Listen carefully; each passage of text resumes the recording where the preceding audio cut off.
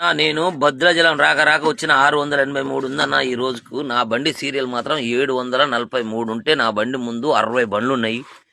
2 సంవత్సరాల తర్వాత భద్రాచలం సారపాకకు కర్ర లోడ్ ఎత్తుకొని వచ్చి ఇప్పటికి 24 గంటలు దాటిపోయింది. ఈ 24 గంటల్లో మా ఖర్చు ఎంత అయిందంటే అన్న, ఈడ పండుకొని 3 రోజులు పండుకొని అన్లోడ్ చేయాలంటే దగ్గర దగ్గర 2000 రూపాయలు ఖర్చు అవుతుంది. ఇక కూరగాయలు తీసుకొని పోతున్న బండి కాడికి ఎందుకు ఖర్చు అవుతుందో చెప్తున్నా. ఆ కూరగాయలు అరకిల టమాటా, అరకిల కోడిగుడ్లు, అరకిల ఆలుగడ్డ, 4 కోడిగుడ్లు, పచ్చిమిరపకాయలు, కొత్తిమీర తీసుకుంటే 120 రూపాయలు అయింది.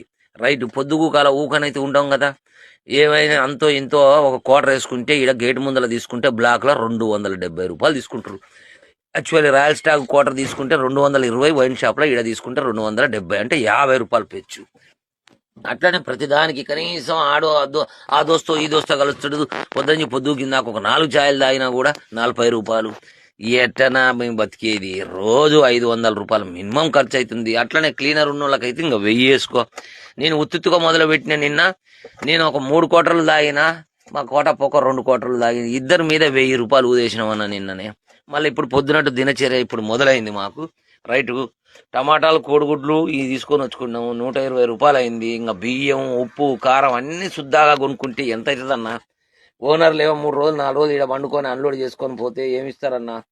అది సరిపోవట్లేదు. మళ్ళీ మా జీతంలోకి వెళ్ళే ఖర్చు పెట్టుకొని తినాల్సి వస్తుంది. కొద్దిగా తొందరగా అన్లోడ్ అయిపోతే బాగుండు. ఇగో టమాటాలు, కోడిగుడ్లు మా కోటప్ప మొదలు పెట్టిండు. ఇక మేము తింటున్నాము. ఇక దీనికి ఎల్లెలకలా పండుకోవాల్సి వస్తుంది. ఇక వాళ్ళు ఎన్నడూ పిలుస్తారో ఏమో. ఇక అల్లం ఇంత తీసి పెట్టిండు, అల్లం అంత దింగి అల్లం వాసన లేటెడ్ చేస్తాడు. ఇంకో కోడిగుడ్ల కూర అయితే వండుతున్నాం మేము. ఇక కోటప్ప అన్ని పొరుస్తగా ఇప్పుడు 10 అవుతుంది, ఇంకా వండలేదు. నాకేం ఆ కడుపులో ఎలకలు ఎగురుతున్నాయి. ఆయన వండితే ఒక ముద్ద